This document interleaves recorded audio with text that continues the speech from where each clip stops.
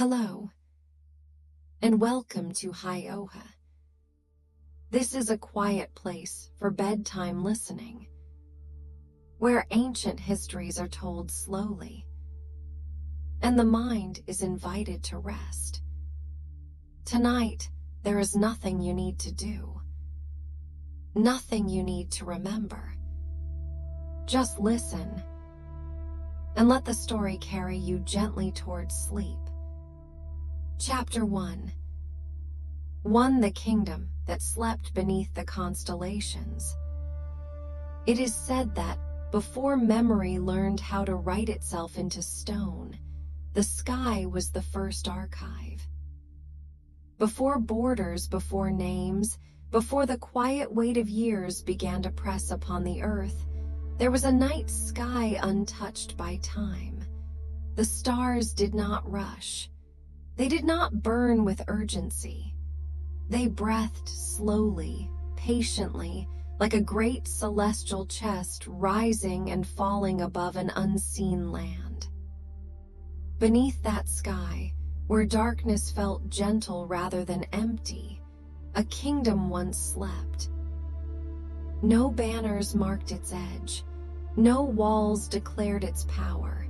It did not announce itself to travelers or carve its victories into rock. Instead, it listened. It is whispered that this kingdom turned its gaze upward more often than it looked ahead. While other civilizations counted seasons by harvest and war, this one counted silence between stars. Where memory fades, whispers tell us the kingdom still exists. Not as a place that can be reached by foot or map, but as a way of being beneath the heavens. The first image we are given is not of stone, but of stillness. A wide plain under a moonless sky, the air cool, unmoving. Above, the constellations drift as they always have, untroubled by centuries. Below, the land holds its breath. It is said the kingdom was never destroyed. No fire came. No army crossed its threshold. There were no final screams, no sudden endings. Instead, something softer occurred, something more difficult to see. The kingdom was forgotten. Maps loosened their grip on its name. Cartographers left blank spaces where certainty once lived. Songs that once carried its stories began to shorten, their verses thinning until only melodies remained. Parents spoke of it less often. Children stopped asking. Memory, like mist, lifted slowly from the ground. Only the stars remained faithful. Beneath the silence, fragments endure. Stone foundations still rest where buildings once breathed with life. They are worn now, softened by wind and dust, but not random. Some stones lean toward the place where the moon rises at certain times of year. Others align with a cluster of stars that no longer bears the same name it once did. Nothing here feels accidental. Even in ruin, intention hums quietly beneath the surface. It is said the people of this kingdom believed the sky was not distant, but intimate, that the stars were not cold lights, but listening presences. They believed memory did not live in ink or bone, but in alignment, in the careful relationship between earth and heaven. Rituals were not loud affairs. There were no towering processions, no shouting crowds. Instead, gatherings occurred at night beneath open air. Breaths were counted. Steps were slow. Voices lowered until words became almost unnecessary. The sky did the speaking. Some believe the people traced the stars not to predict fate, but to remember who they were. Each constellation held a lesson. Each shifting pattern was a reminder that nothing truly disappears, it only changes position. Yet history, as we know it, struggles here. There are no definitive records, no clear dates, no royal lineage carved into stone. What remains feels uncertain, half real, half dreamed. Scholars disagree, and perhaps they always will. Was this a single kingdom or a loose gathering of sky listeners spread across many lands? Did it exist in one place or in many, connected by shared silence rather than roads? The contradiction deepens the mystery. How could a civilization so devoted to the heavens vanish, while the stars above endured unchanged? Some whispers suggest the disappearance was not accidental. That knowledge, once held, was deliberately softened, allowed to blur so it could not be misused. That the people understood something fragile about attention itself. That to preserve certain truths, one must allow them to fade from common grasp. In forgotten corners of the earth, there are structures that seem unfinished, yet perfectly complete. Circular stone enclosures open to the sky. Stairways that lead nowhere but upward. Chambers without roofs, designed not to shelter but to reveal. When moonlight passes through these spaces, shadows form shapes that feel intentional. Spirals, crossings, points of convergence where starlight briefly rests before moving on. It is easy to imagine figures once standing here, not in worship, but in quiet companionship with the night. Dust gathers gently now. Wind moves through empty thresholds. Silence settles where voices once breathed together. And yet, the kingdom does not feel gone. The emotional journey of this place is not one of loss, but of transformation. As curiosity deepens, awe replaces the need for certainty. The kingdom reveals itself less as a location and more as a practice, a way of listening deeply enough that the world begins to speak back. Some believe this civilization understood that permanence was not sacred, that what lasts forever often grows rigid, while what fades can remain alive in subtler forms. Perhaps they chose to dissolve rather than harden, to become memory instead of monument. It is said their children were taught not to memorize names, but to recognize patterns, to notice when the stars returned to familiar places, to feel the rhythm of time not as a straight line, but as a slow, circling breath. When the kingdom finally loosened its hold on the earth, there was no ceremony, no farewell, just a gradual turning inward, structures left to weather, rituals practiced less often, stories spoken only at night, then only in whispers, then only in thought. Eventually, even thought grew quiet. Yet on certain nights, beneath certain skies, something stirs. Those who lie awake long enough may feel it, a sense of being watched not with judgment, but with patience. A reminder that the sky has always been a mirror, that above us exists a vast memory, indifferent to forgetting, waiting without demand. Perhaps the kingdom never intended to remain on earth at all. Perhaps it was always meant to exist only in reflection, mirrored eternally in the night sky, carried not by ruins, but by attention. Where memory fades, it is said, the kingdom sleeps. Not buried, not lost, simply resting, waiting for those who remember to look up and listen. And as the stars continue their slow passage overhead, unchanged by the passing of empires, the kingdom breathes with them, silent, sacred, and unseen. Chapter 2. To the Stone Gate That Never Learned Its Name. It is said that dawn is the hour when forgotten things are most willing to be seen. Before the sun fully rises, before the world remembers its noise, mist gathers gently against ancient stone.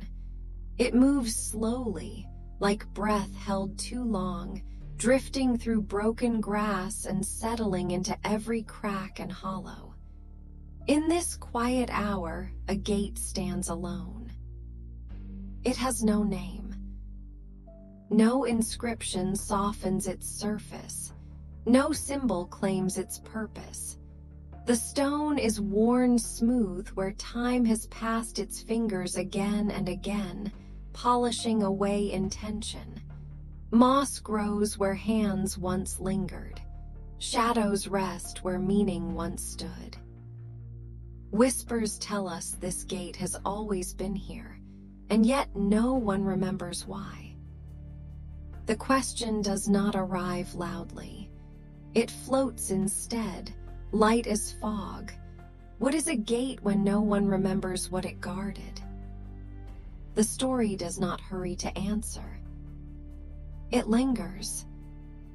The stone itself invites attention. Each block is heavy, patient, pressed into place by hands long turned to dust. The surface carries scars, chips, fractures, soft hollows where rain has rested. Cold shadows cling to its inner curve even as light brushes the outer edge. It feels less like an entrance and more like a pause in the landscape, a held breath between what was and what might have been. Where memory fades, the gate remains. In forgotten corners of the earth, gates are often celebrated for what they protect: cities, temples, kingdoms. They mark boundaries, declare authority, separate inside from out. But this gate feels different. There is no sense of defense here, no sign of exclusion. It does not rise in warning, nor does it demand permission. Some believe it was never meant for armies or kings. Instead, it waited for quieter crossings. The land around it holds subtle clues. The gate is aligned not with roads, but with the sky. At certain times of year, moonlight passes directly through its opening, framing the horizon beyond. On particular nights, stars gather there, momentarily held within its stone curve before continuing their slow journey. It is said that long ago, people came here not to conquer, but to arrive. Seasonal rituals may have passed beneath this arch, marking the turning of time. The soft exchange between darkness and light. Quiet vows may have been spoken here, carried upward rather than forward. Breath may have been counted, not steps. Silence, not sound, was the offering. History offers fragments, but they do not agree. Some accounts suggest the gate sealed knowledge too fragile to survive memory. Wisdom that could not be written, only experienced, and therefore allowed to fade when those who understood it were gone. Others believe the gate marked a threshold for the soul, crossed only in stillness, perhaps only once. There are those who insist nothing was ever behind it at all. That the gate itself was the destination. Beneath the silence, contradictions gather gently. Archaeological traces hint at activity, worn stone paths that lead nowhere, obvious circular arrangements of smaller rocks nearby, as though people once gathered not to pass through, but to remain close, to listen. No records name the builders. No myth claims ownership. Even stories hesitate here, their edges soft, their voices uncertain. It is as if the gate was deliberately released from explanation, allowed to drift into ambiguity. Emotion gathers slowly. At first, there is curiosity, the simple wonder of encountering something so present and yet so empty of instruction. Then, gradually, a deeper feeling emerges, a calm melancholy, the sense of standing before intention that has outlived its language. The gate becomes a mirror. It reflects the way meaning fades even when stone remains, how structures endure while purposes dissolve, how we inherit forms without knowing the vows once spoken beneath them. Imagine standing before it at night. The ground cool beneath your feet, the air still.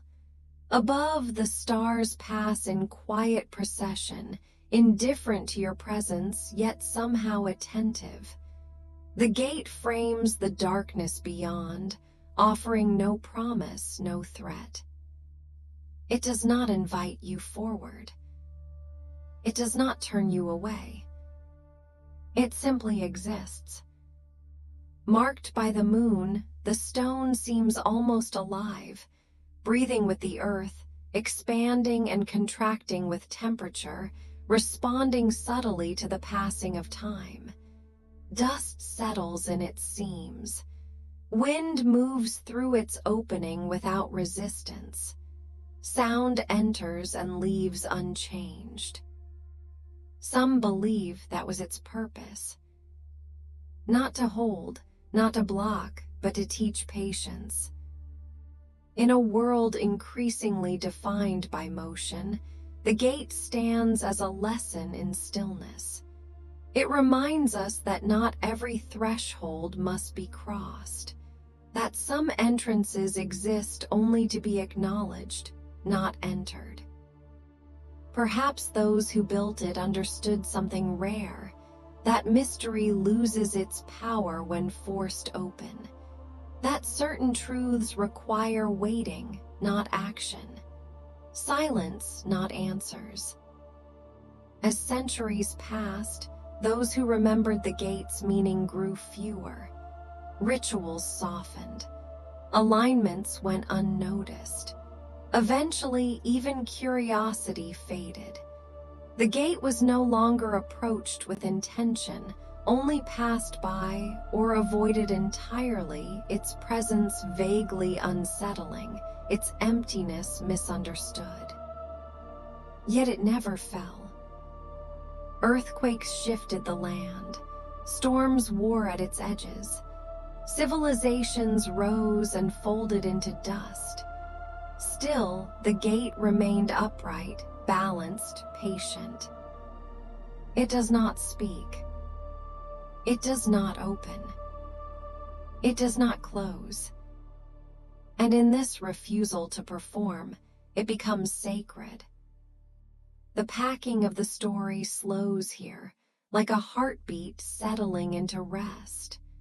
The listener is invited not to solve the mystery, but to sit within it, to feel the quiet weight of unanswered questions, to notice how the absence of explanation can feel surprisingly full. Perhaps the gate was never meant to be remembered clearly. Perhaps numbing it would have diminished it, pinned it down, made it manageable. By remaining unnamed, it stays open to every interpretation and none. Some entrances were never meant to be crossed again. Only remembered. Only felt. As night deepens, the mist returns. It curls once more around the stone, softening its edges, blurring its outline. From a distance, the gate almost disappears, becoming part of the landscape, part of the breath of the earth itself. And when dawn comes again, the gate will still be there, waiting. Not for footsteps, not for answers, but for the quiet moment when someone pauses and listens. Perhaps that is enough. Perhaps it always was. Chapter 3. 3. The library buried where time grows quiet. It is said that there are places beneath the world where sound itself becomes hesitant, where footsteps soften before they are taken, and even memory lowers its voice. In one such place, far below the shifting skin of the earth, there rests a chamber sealed not by force, but by patience. The opening image is subterranean. Stone presses gently on stone. Dust drapes the floor like a second skin. The air is cool, unmoving, as though it has been holding its breath for centuries. Somewhere beneath layers of earth and forgotten paths, a library sleeps, not burned, not shattered, not conquered by fire or blade. It was not destroyed. It was hidden. And the question arrives not as a challenge, but as a whisper, breathed into the dark like a prayer offered to no one in particular. What knowledge chooses to disappear rather than be spoken aloud? Beneath the silence, shelves carved directly from the living rock curve like the ribs of an ancient creature. Scrolls rest where hands once placed them with care. Stone tablets lean against walls still cool from the memory of touch. Nothing here feels abandoned. Everything feels completed. Some believe this place was never meant to be found again. The dust that covers the floor is not the dust of collapse, but of waiting. It gathers slowly, layer by layer, marking the passing of years the way rings mark the age of a tree. Each grain is a moment that chose not to speak. Whispers tell us that long ago, when the world above still argued with itself about truth and power, there were those who believed knowledge was not meant to move endlessly forward. They believed it had seasons. That wisdom, like grain, must sometimes be buried, not to be lost, but to rest. In forgotten corners of the earth, stories speak of libraries that were not built for scholars, but for silence. This was one of them. The walls are etched with symbols that no longer insist on being understood. Spirals curve inward, not outward, as if guiding thought back into itself. Star-marked lines cross one another in quiet harmony, mapping skis that no longer shine the same way above. These are not decorations. They are breaths held in stone. Some believe the library was sealed during a time of unraveling, an age when words grew dangerous, when truths were bent until they wounded those who carried them. Others say it was hidden after a great realization, that not all knowledge wants to be known forever. History offers fragments, but they do not agree. One fragment speaks of a council that gathered beneath a moon marked by ash, deciding that memory itself needed refuge. Another tells of scribes who laid down their tools willingly, sealing doors behind them without grief. There are even those who claim the library was never sealed at all, that it simply learned how to become invisible to hurried minds. Beneath the silence, the air feels thick with restraint. Scrolls lie wrapped in linen darkened by time, their fibers still intact, protected by oils long since absorbed into the cloth. The ink has not faded, it has withdrawn, as though the words themselves chose to step back from the world. Some believe the texts within speak of cycles too vast to be comforting, of civilizations rising not as triumphs, but as rehearsals, of stars that guide not destiny, but forgetting, of truths that, once spoken, cannot be taken back without cost. It is said that the library does not judge those who sealed it, nor does it mourn those who forgot it. It simply remains. Marked by the moon, its entrance was once aligned with the slow drift of constellations. A narrow shaft allowed pale light to descend only on certain nights, illuminating a central stone table etched with a single word that has no direct translation. Some say it meant enough. Others say it meant rest. Where memory fades, the chamber grows deeper. There are no signs of haste here, no scratches of panic, no broken locks or shattered seals. The stone doors fit together with the intimacy of intention. Whoever closed them understood time not as an enemy, but as a collaborator. And so the library learned to breathe with the earth.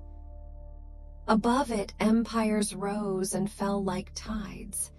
Languages shifted, names changed, borders blurred. Fires burned other libraries loudly, violently, leaving behind ashes that screamed of loss. But this place did not scream, it waited. Some believe that is why it survived. Beneath the silence, knowledge rests differently. It is not arranged for retrieval, but for preservation. Shelves curve inward, protecting their contents from the weight of centuries. The architecture itself seems to lean gently, as though listening for a future that might never come. In the farthest alcove, there is a single stone pedestal left bare. No scroll, no tablet, only a shallow indentation shaped like open hands. It is said that something was never placed there, not because it was lost, but because it was never written. Perhaps some truths were spoken only once, aloud, and then allowed to dissolve. The deeper one imagines traveling into this buried place, the quieter the world above becomes. Even thought begins to slow. Questions soften. Curiosity transforms into reverence. What if forgetting was an act of care? Some believe the builders of the library understood something modern minds struggle to accept. That knowledge can bruise when held too tightly. That certain ideas, if carried across too many generations, begin to distort. That wisdom sometimes survives best when it sleeps. It is said that when the final door was sealed, no ceremony marked the moment. No declaration echoed through the chamber. The act itself was enough. Silence closed like a curtain, and time was invited to take its place. Dust became the guardian. In the long centuries that followed, tremors passed nearby but never through. Water found paths around the chamber, never into it. Roots grew close, then turned away, as if the earth itself recognized the boundary. Whispers tell us that explorers have stood above this place without knowing it, that footsteps have passed within arm's reach of eternity and continued on, unaware. The library does not call out.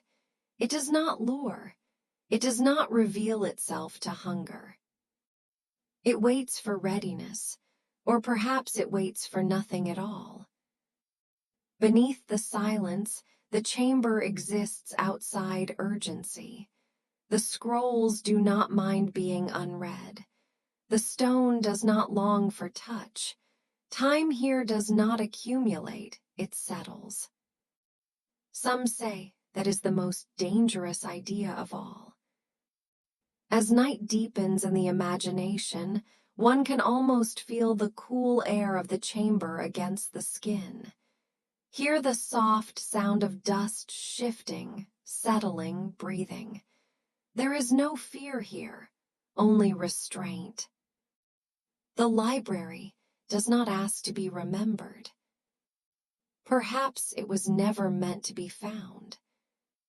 Perhaps it was meant to remind us, not of what we have lost, but of what we chose to let rest. Some voices only echo when we are ready to listen. Others speak only when we learn to stop asking. And so the chamber remains, buried where time grows quiet, holding nothing urgently, offering nothing freely, breathing with the earth in a rhythm older than ambition. The knowledge sleeps, and in that sleep, it is finally safe. The stone doors do not open. The dust does not stir. The silence explains nothing. It simply remains and invites the world above to do the same. Chapter 4. The city that learned to fade with moonlight. It is said that there are cities the sun remembers, and others the moon keeps quietly to itself. This one reveals itself only at twilight, when the day loosens its grip and shadows begin to lengthen like slow thoughts. As the final warmth drains from the sky, stone walls briefly glow with a pale silver breath. Then, almost imperceptibly, they soften. Edges blur. Towers lose their certainty. The city does not fall into darkness. It eases into it, as if practicing an old and familiar ritual. The opening image is gentle and strange, a city dissolving without sound. Moonlight slides across rooftops shaped like resting palms. Courtyards open themselves to the night air.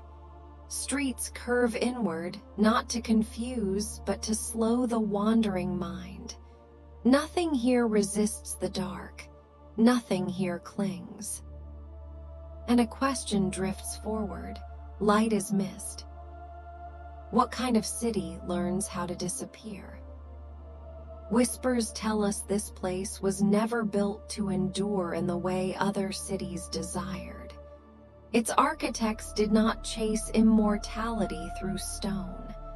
They did not carve their names into pillars or raise monuments meant to shout across centuries. Instead, they listened to stars, to seasons, to the soft truth that all things pass. In forgotten corners of the earth, history leaves faint traces of such places. A foundation without walls, a road that leads nowhere and everywhere at once. A name mentioned once, then never again. This city was aligned not only with the heavens, but with forgetting.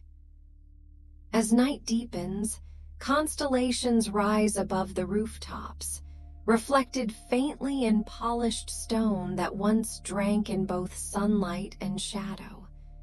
Buildings were placed with care, oriented toward moments rather than permanence, solstices, lunar crossings, the brief stillness before dawn. The city breathed with the sky. Beneath the silence, there is no sense of abandonment. Doors are open, not broken. Steps are worn smooth, not shattered. Time has not attacked this place. It has been invited. Some believe the people who lived here understood something quietly radical. That harmony is not achieved by lasting forever, but by knowing when to fade. There are no grand avenues for armies, no towering gates designed to intimidate the horizon. Instead, narrow pathways curve gently, guiding footsteps into calm rather than command. Courtyards are arranged for listening, to wind moving through leaves, to water resting in shallow stone bowls, to the echo of one's own breath at night. The city does not speak loudly of itself. Historical traces feel incomplete, as though the city resisted being remembered too clearly. Records contradict one another. Maps blur at the edges. Even the ruins seem undecided about remaining. Walls crumble in rounded lines, not jagged breaks.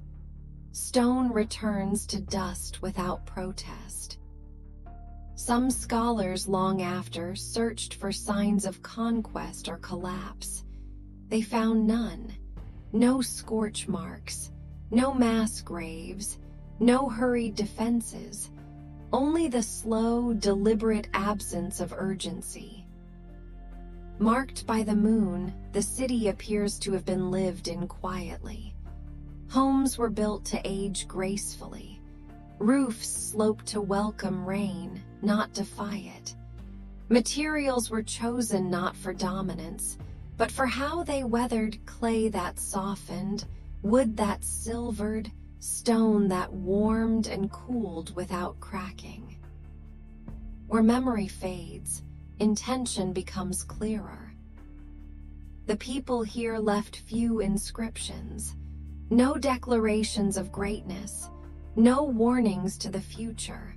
What symbols remain are subtle, spirals etched into thresholds, star-marked stones placed where shadows linger longest. These were not instructions, they were acknowledgments. Some believe the city was founded by those who had seen too much permanence turn violent. Others say it emerged from a spiritual realization that to endure endlessly is to risk becoming rigid, brittle, cruel. To fade, by contrast, is to remain gentle. The contradiction lingers softly in the air. History seeks endurance, yet this city embraced disappearance as wisdom. As the listener is invited to walk these moonlit paths, there is a sense of calm unlike that found in cities of stone and proclamation. The streets do not demand attention. They accept presence. The silence here is not empty, it is full of restraint. Beneath the silence, one senses rituals without spectacle. Evenings spent listening rather than speaking. Knowledge passed in murmurs, not monuments. Decisions made with an awareness of their eventual erasure. Some believe the city practiced a form of devotion that had no object, not gods, not kings, not eternity. Devotion to balance, devotion to release. When dawn approached, the city did not resist the sun, but it did not chase it either. Buildings were designed to glow briefly, then retreat. Shadows softened corners. Light passed through, never staying long enough to claim ownership. It is said that children here were taught not how to build forever, but how to let go well. That elders were honored not for what they accumulated, but for what they returned to the earth. That stories ended not with triumph, but with gratitude. Whispers tell us that when the final generation walked these streets, there was no panic, no exodus marked by fear. The city simply grew quieter. Houses were left clean, gardens allowed to rest, tools placed where they would rust slowly, gracefully. And then the moon took over. Night after night, the city learned how to soften further. Stone absorbed lichen, paths surrendered to dust, roofs sagged inward like closed eyes. Nothing collapsed, everything rested. Somewhere beyond memory, travelers may have passed nearby, catching a glimpse of pale walls under moonlight, only to find nothing there by morning. Legends formed and dissolved. The city became a rumor that preferred not to be confirmed. Beneath the silence, the city continues its slow devotion to impermanence. As the chapter drifts toward its end, the city is fully absorbed by night. Moonlight fades behind clouds. Stars shift. The outlines of buildings dissolve into shadow until they are indistinguishable from the earth that holds them. Not destroyed, simply released. Perhaps it was never meant to be remembered in full. Perhaps its greatest teaching was not how to build, but how to end without violence. Some places choose to live only in passing light and memory, offering themselves briefly, then stepping back. The final silence is not empty, it is complete. And as sleep approaches, the city remains not as stone, not as record, but as a feeling. A reminder that fading can be an act of devotion. That impermanence, when chosen gently, can be a form of peace. Some voices only echo when we are ready to listen. Some cities only exist when the moon remembers their name. Chapter 5. The sky map drawn in breath and stone. It is said that before maps were drawn to conquer distance, before lines were inked to divide land and sea, the sky itself was listened to, not measured, not claimed, but breathed with. The chapter begins beneath an open sky untouched by haste. Night has settled fully, and the constellations hover like ancient thoughts that have never finished forming. Stars do not glitter here, they rest. They seem close enough to hear, as though each point of light carries a memory still warm. Beneath this vast canopy, there was once a map, not etched for travelers, not designed to guide armies or merchants, but shaped for communion. A sky map drawn in breath and stone. The opening question rises softly, like smoke from a dying fire.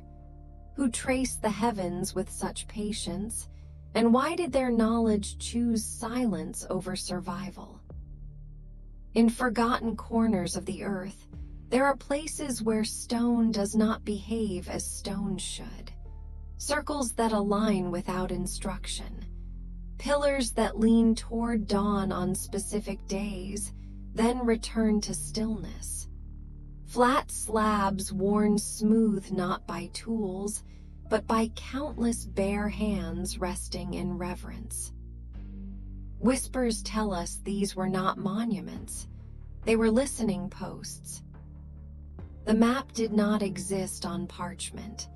It was not rolled, stored, or guarded.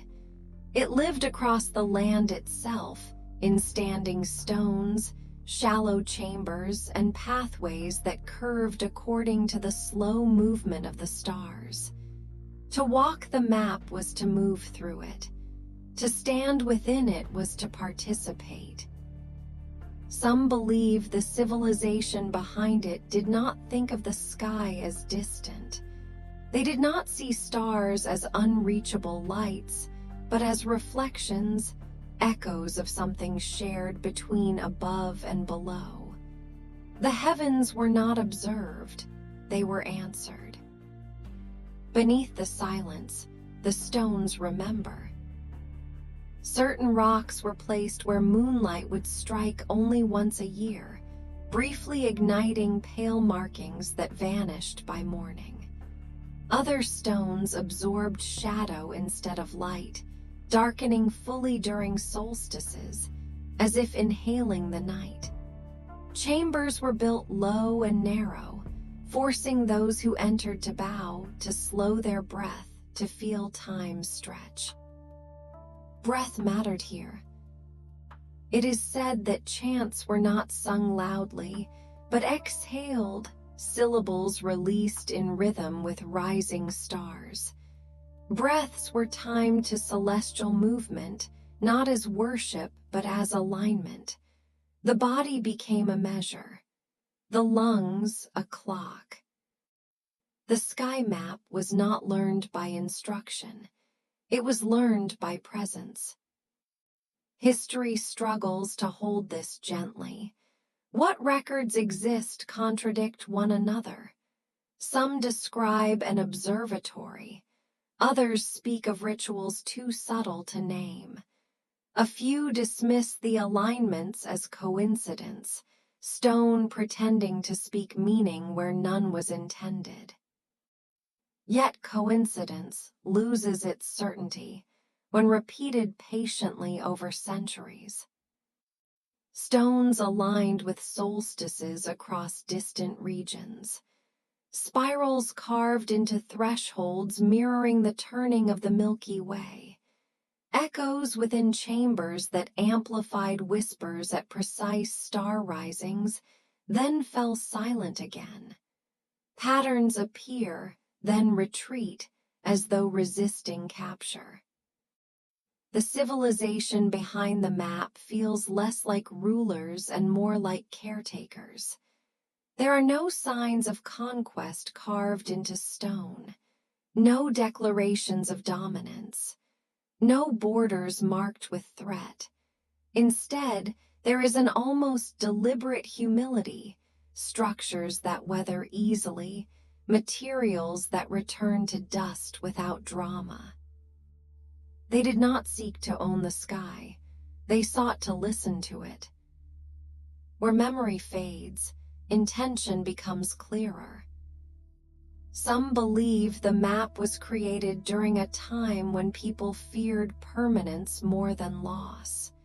When knowledge that could be written down was considered incomplete, dangerous even, because it could be separated from the body, from breath, from responsibility. This was knowledge meant to be felt, not extracted. Beneath the silence, there is a quiet contradiction.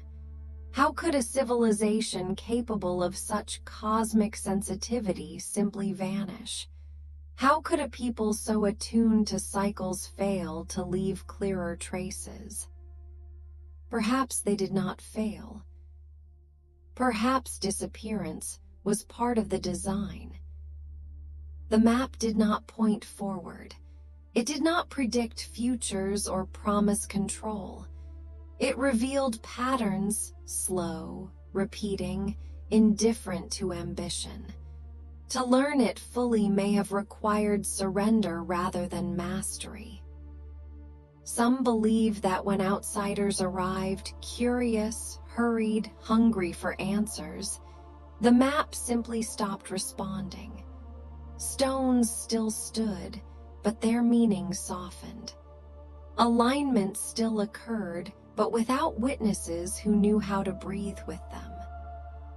The map withdrew into patience. Emotionally, the chapter drifts into reverence. Curiosity loosens its grip, replaced by a quieter awe. The listener senses that this knowledge cannot be forced open, that it lives only in moments of stillness, when the urge to understand relaxes into acceptance. Stars continue their slow passage regardless. History offers fragments, but none complete.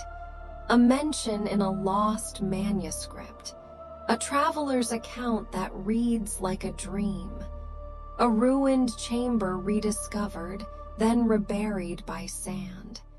Each trace fades just enough to resist certainty. Marked by the moon, the map reveals itself differently depending on who looks. Those seeking power find nothing. Those seeking ownership find emptiness. But those who arrive without questions, who stand, breathe, and wait, may feel something stir. Not information, but alignment. A sense of belonging to a rhythm older than language. As the chapter moves toward closure, the question softens rather than sharpens. Perhaps the sky map still exists, fully intact, spread across landscapes we walk every day without seeing.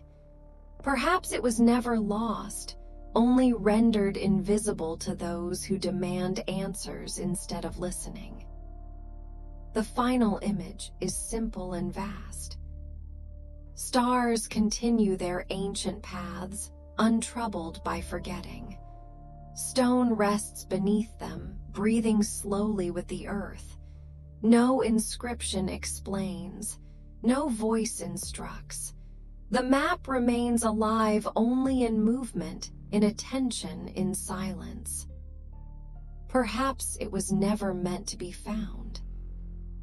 Perhaps it was meant to be remembered without being named. Some voices only echo when we are ready to listen. And some maps appear only when we stop trying to read them. Chapter 6. The ocean city that refused to be found. It is said that before waves learned how to break, before tides were measured or named, the ocean already knew how to keep secrets. The chapter opens with water at rest. Night has settled gently, and moonlight trembles across the surface like a held breath. The sea is calm, not empty, not silent, but listening. Each ripple carries a memory it does not release. Beneath this quiet surface, it is whispered, a city sleeps. Not shattered, not swallowed in panic, not drowned by sudden catastrophe, but lowered slowly, deliberately into silence. The opening question rises softly, like a thought that does not wish to disturb the dark. Do some places choose concealment over survival? In forgotten corners of the world's oceans, there are regions where the water behaves differently. Currents slow, sound dulls, echoes linger longer than they should. Sailors have spoken of depths where the sea feels patient, as if guarding something that does not want to be rushed.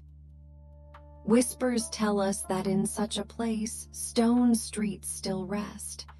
Arches curve beneath coral and shadow. Walls stand intact, softened by time rather than broken by force. The city did not resist the ocean. It welcomed it. Beneath the silence, the water remembers. The exploration drifts gently, like a tide that does not hurry.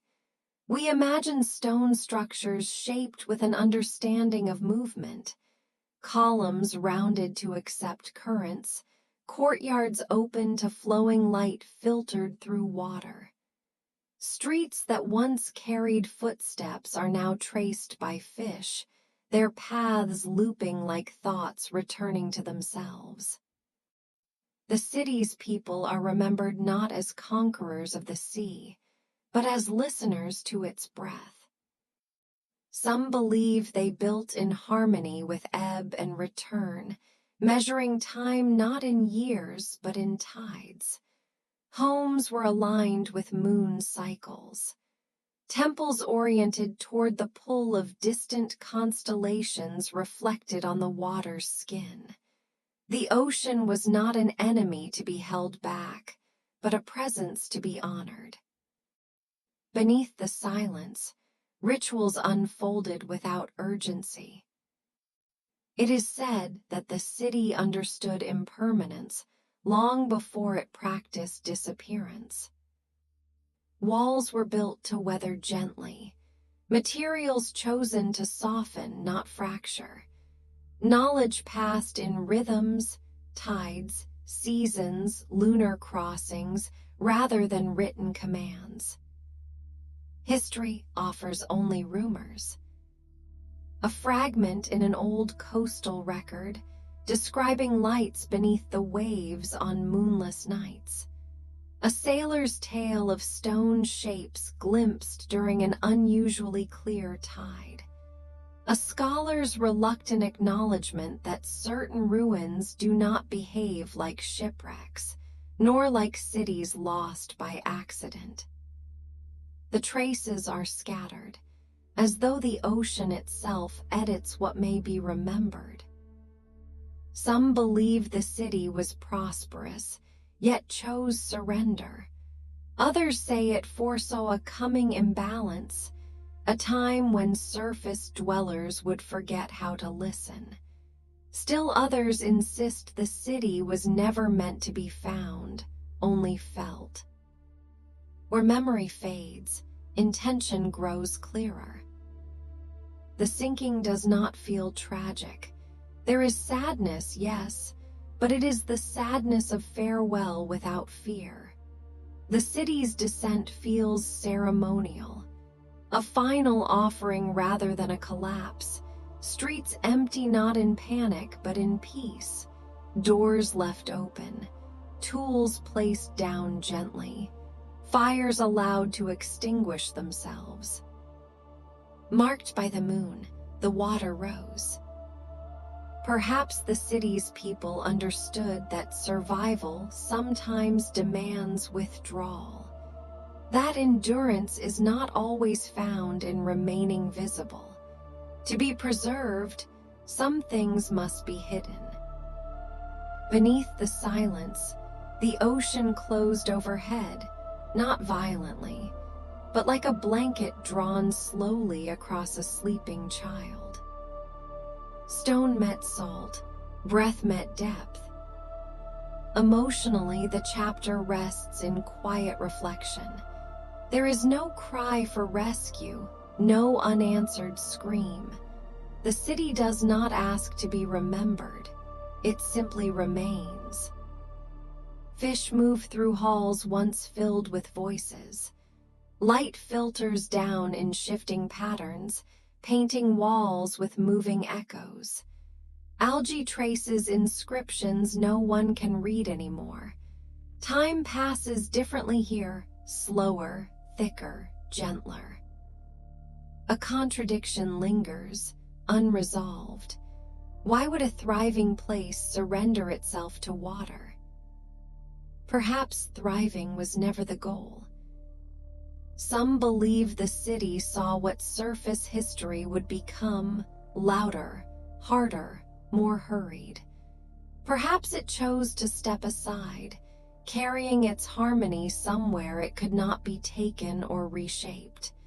Beneath moving silence, memory can remain intact. The ocean is not empty, it is full of patience. As the chapter draws toward its close, the water above grows darker. Moonlight fades. The surface smooths itself once more, offering no hint of what rests below. The city remains intact, unseen, unclaimed. Perhaps it was never meant to be found. Perhaps some histories survive best when they are allowed to sink gently, beyond reach. Some voices echo longest beneath layers of water, and some cities endure not in ruins, but in quiet, moving silence. Chapter 7. The Chamber Where Voices Were Left Behind. Opening image, the invitation. It is said that beneath layers of unbroken stone, below paths long erased by time, there exists a chamber that has never learned how to forget. No wind enters it. No water passes through. And yet, it is never truly silent. The descent begins without steps. The air cools gradually, as if the earth itself is exhaling. Walls grow smooth, shaped not by haste, but by patience, stone polished by hands that believed permanence could be taught to matter. Torchlight, imagined rather than real, glides across curved surfaces etched with spirals and star-marked lines, their meaning softened by centuries of listening. At the center of the chamber, sound behaves differently. A breath release does not vanish. A whisper does not fall. It waits. Some believe this place was never meant to be entered again. Others say it was never meant to be sealed. The question drifts gently, like dust suspended in moonlight. Whose voices linger where bodies no longer tread? Exploration, the deepening mystery. In forgotten corners of the earth, civilizations once believed that sound was not fleeting, that it carried weight, memory, and intention. Words were not simply spoken, they were placed, and certain spaces were shaped not to amplify noise, but to receive it. This chamber, carved deep into the living stone, was one such place. It is said the walls were designed to listen, not to echo carelessly, but to hold resonance, to cradle vibrations until they softened into something else. A sound released here would circle the chamber slowly, brushing against stone, returning altered, gentler, as if the earth itself had considered it. Whispers tell us that this was a place of departure. Not death, but release. When the people of this forgotten culture felt the weight of words that could no longer be carried, they came here. Not in crowds, not with ceremony loud enough to disturb the listening stone. They arrived alone or in pairs, guided by torchlight and breath. They spoke names they could no longer keep, promises that had grown too heavy, grief that had no listener left in the world above. The chamber received everything without judgment. Some believe the people understood something modern history struggles to name. That sound, once spoken, seeks a home. And if not given one, it lingers inside the speaker, shaping them silently. Here, sound was given stone. Scrolls found nearby, fragmented, cracked, reluctant, suggest that the chamber was aligned with celestial cycles. Marked by the moon, sealed during certain seasons, opened only when the stars above mirrored the spirals below. Architecture followed breath and orbit rather than geometry alone. Historians hesitate at this point. They call it symbolic, ritualistic, myth. Yet even now, when explorers stand at the threshold and speak softly, not loudly, not deliberately, the chamber responds. Not with repetition, but with something slower, a delayed return, a resonance that feels less like echo and more like memory stretching awake. Beneath the silence, something listens. The chamber itself. The chamber is circular, though no corner is sharp enough to confirm it. The ceiling rises into darkness, its apex unseen, dissolving into shadow and dust. The floor bears no inscriptions, only faint depressions where feet once rested, positions worn into stone through centuries of standing still. No statues remain. No altars. No offerings. Only absence. And yet, the absence feels intentional. It is said that nothing was allowed to remain here once the voices were released. No objects, no marks of identity. The chamber was not meant to remember who spoke, only that something was spoken. Some believe this was an act of mercy. In a world shaped by oral tradition, where memory lived in breath and repetition, forgetting was rare and heavy. This chamber offered forgetting without erasure, a place where memory could be laid down gently rather than broken. The echoes do not shout. They do not demand attention. They exist at the edge of hearing, like the feeling of being watched by something kind and ancient. Marked by the moon, the chamber changes. On certain nights, when light filters faintly through unseen cracks in the stone above, the echoes grow warmer, softer, as if responding to cycles older than language. History's reluctance. Official records barely mention the chamber. A line here. A dismissed footnote there. Archaeology prefers objects, tools, bones, structures with function. A room built to hold sound unsettles the discipline. There is nothing to catalog, nothing to preserve behind glass. And yet, instruments brought into the chamber behave strangely. Sound waves linger longer than expected. Frequencies overlap where they should decay. Silence itself feels layered, as though resting atop older silences that never fully settled.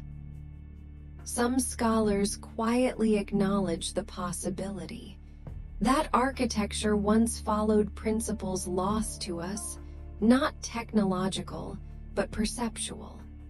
A science of listening rather than speaking. But these thoughts rarely leave private journals. Where memory fades, certainty grows uncomfortable. Emotional undercurrent. The chamber is not sacred in the way temples are sacred. No gods are named here, no blessings invoked.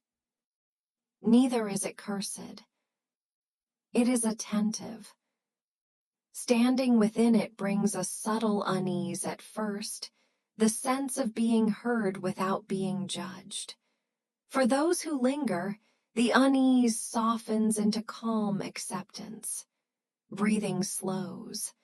Thoughts stretch and loosen, as if recognizing they no longer need to perform. Some visitors report a sensation of lightness upon leaving. Others feel a gentle sorrow, like parting from something that understood them deeply, but asked nothing in return. Perhaps both are true. Perhaps the chamber does not take voices, it returns space. Symbols and meaning. Spirals etched faintly into the walls suggest continuity rather than conclusion. Sound moving outward, returning inward, never ending, only changing form. Dust gathers in slow patterns, undisturbed. Even collapse has avoided this place, as if the earth itself agreed to keep listening.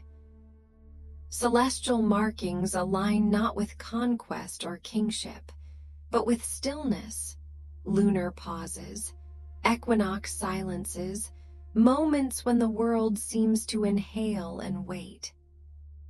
It is said the people believed silence was not empty, only full of what had already been said. Emotional closure, the fade into silence. Eventually, all visitors leave. The chamber does not follow. It remains, deep and patient, holding nothing and everything at once. Perhaps the voices have faded beyond recognition by now.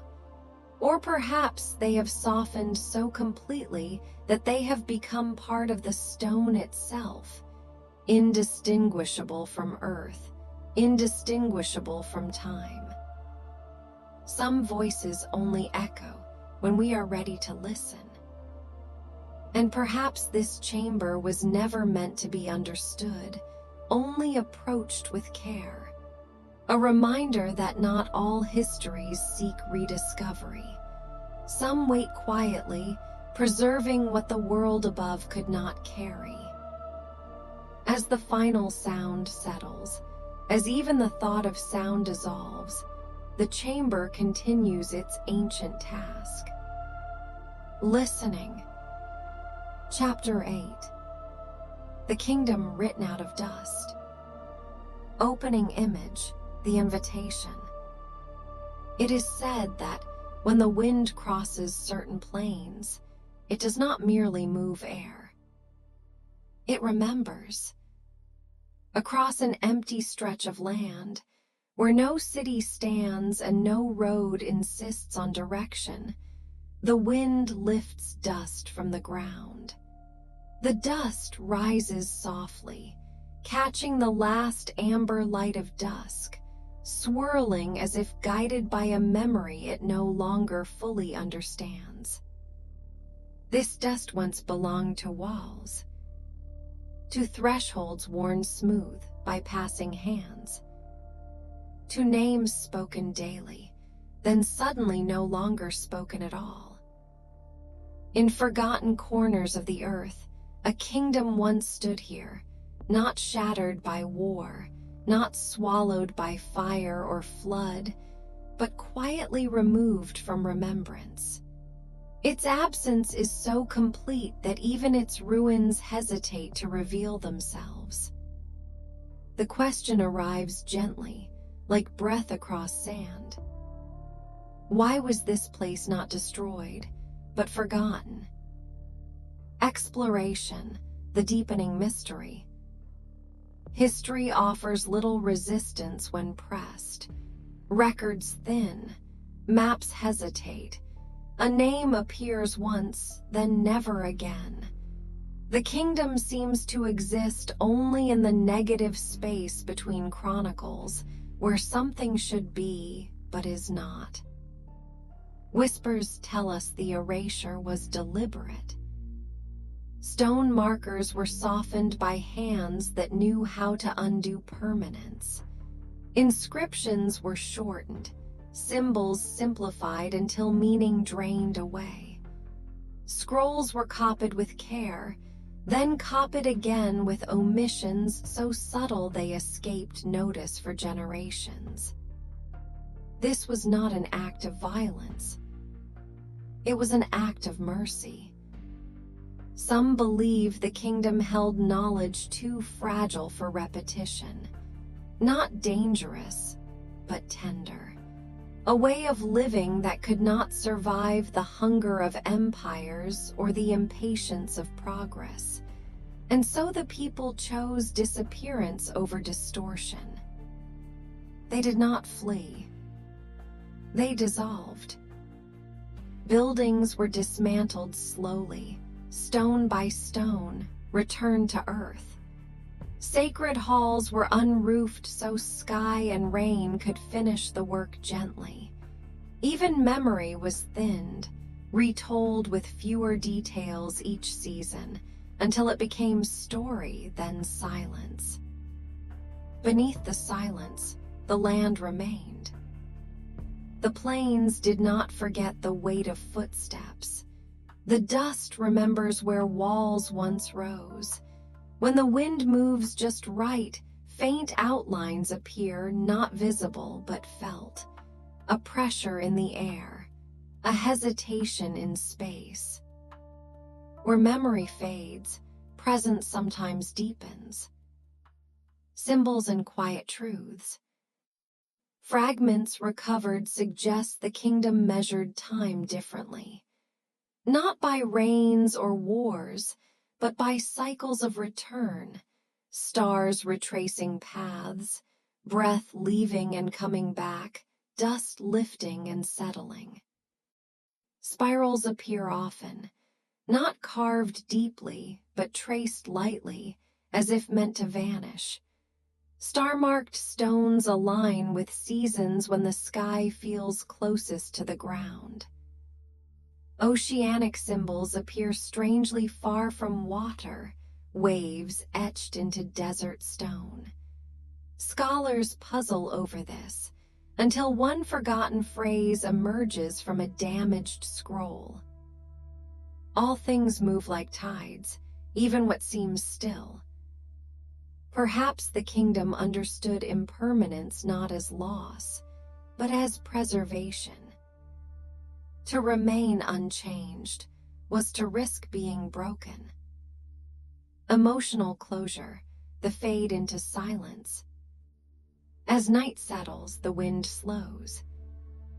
Dust drifts back to earth, layering itself carefully over what remains unseen. The kingdom does not return and does not need to. It is present in the way silence gathers weight, in the way emptiness feels intentional. Perhaps it was never meant to be found. Perhaps it survives precisely because it was written out, protected by absence, held intact beneath layers of forgetting. The land exhales, and somewhere beneath the dust, something still remembers. Chapter 9. The ritual that time refused to keep. Opening image, the invitation. It is said that some ceremonies never end. They simply pause. In a sacred hall without walls, beneath a sky marked by the slow turning of stars, a ritual once unfolded not loudly, not urgently, but with the calm certainty of breath. Now only the suggestion remains, an arrangement of stones, a circle half complete, a moment held mid-motion. The air feels expectant, as if something has stepped away briefly and might return. The question arises softly, without demand. What becomes of ritual when belief fades, but memory lingers? Exploration, the deepening mystery. In forgotten corners of the earth, rituals once shaped time itself. They were not performances, but agreements between people and seasons, between breath and sky. This ritual had no name that survived. It followed no calendar history can reconstruct. Instead, it moved with cycles that resisted record, lunar pauses, star alignments too slow for kingdoms, moments when silence itself felt ceremonial. Stone arrangements suggest repetition, yet never completion. Spirals again appear, pathways that lead inward, then outward without end. Ash traces imply fire was once present, though no hearth remains. History cannot place it. There are no inscriptions explaining purpose, no iconography pointing to gods. Only patterns that echo breathing, expansion, contraction return. Some believe the ritual was meant to remain unfinished. That completion would have meant closure, and closure would have broken its function. It was a ritual of becoming. Emotional undercurrent. The emotional weight here is not loss, but suspension. Standing within the space brings a sense of gentleness, as if one has arrived between thoughts. The ritual does not ask participation. It does not require belief. It waits. Dust gathers, but does not obscure. Moonlight passes through the arrangement differently at different times of year, suggesting continuation even in absence. Where memory fades, rhythm remains. Perhaps belief was never the fuel. Perhaps attention was enough. Emotional closure, the fade into silence. As night deepens, the ritual loosens its hold on form. Stones grow indistinct, patterns blur. The ceremony dissolves into shadow, unfinished and unbroken. Some rituals are not meant to be kept. They persist by being released. As stars continue their slow procession, the space exhales. Nothing concludes, nothing resolves. The ritual remains, not in action but in readiness. Waiting. Chapter 10. The silence that followed the gods. Opening image, the invitation. It is said that silence does not arrive suddenly. It settles. Long after the last chant fades, long after the final offering turns to dust, it arrives gently, like nightfall over a city that has already gone to sleep. In forgotten corners of the earth, temples still stand beneath open skies. Their pillars remain upright. Their thresholds still know the warmth of sun and moon, yet something essential has withdrawn. The gods have gone. Not in fire, not in wrath, not in thunder or collapse. They simply stepped away. And what remains is the question whispered by stone itself. What follows when belief leaves quietly? Exploration, the deepening mystery. Beneath the silence, the sanctuaries endure. Courtyards once shaped by footsteps now listen only to wind. Altars remain intact, yet untouched, stone warmed by centuries of light, but no longer by prayer. The air holds no incense, no murmured names, only space. Some believe the gods departed when they were no longer needed. Others say they withdrew when reverence became habit instead of attention.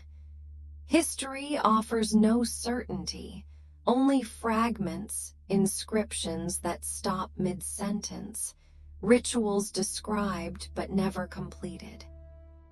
Scrolls recovered from temple vaults speak of an age when divine presence was not assumed, but invited.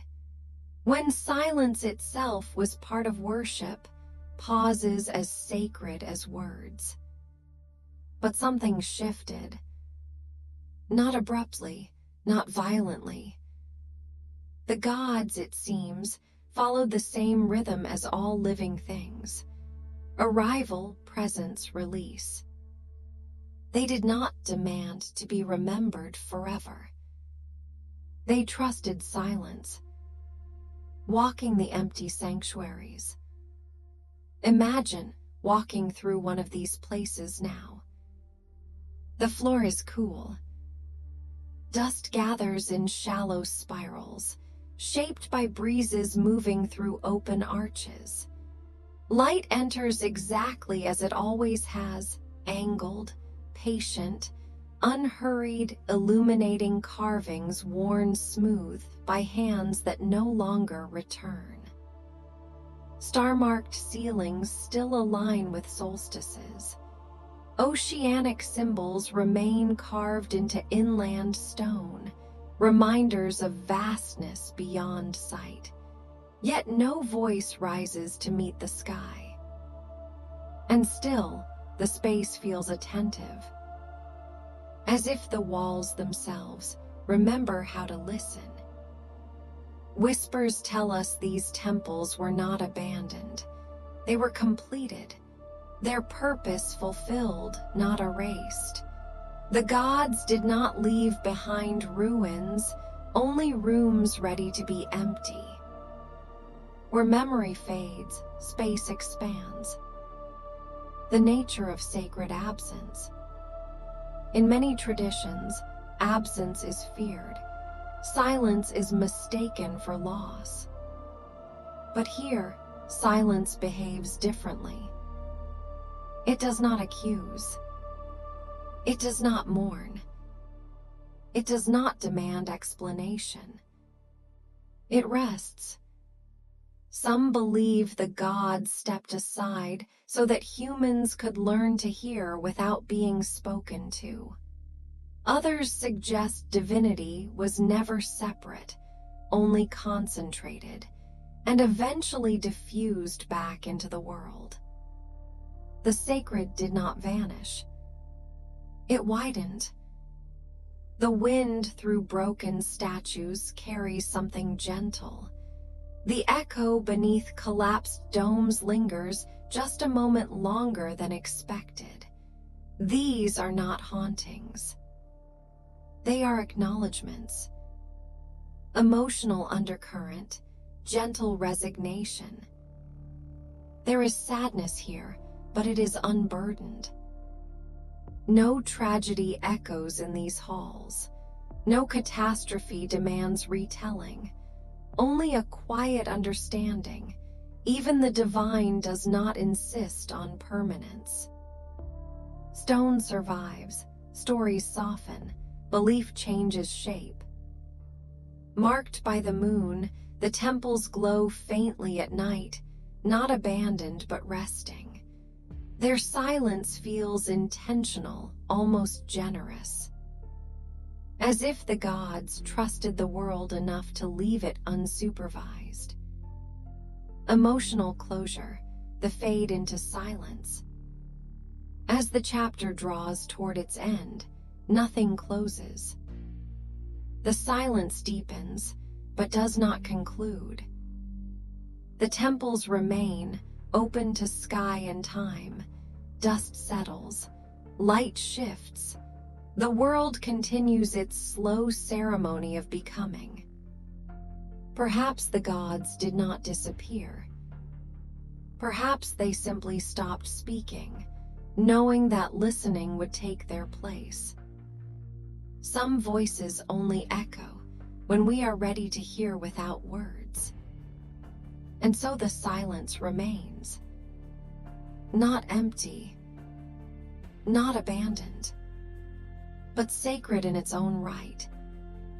The night settles. The temples listen. And sleep arrives like a blessing that needs no name. And now, as the silence settles once more, we leave this place gently, without closing the door behind us. May the quiet you found here walk with you into rest, like a lamp dimmed but not extinguished. Perhaps these stories were never meant to be held tightly, only to be visited, and then released. Thank you for spending this moment in the dark with us. Thank you for listening slowly, for carrying these echoes with care. May your night be peaceful, your dreams untroubled, and your rest deep. Good night, and thank you for being here.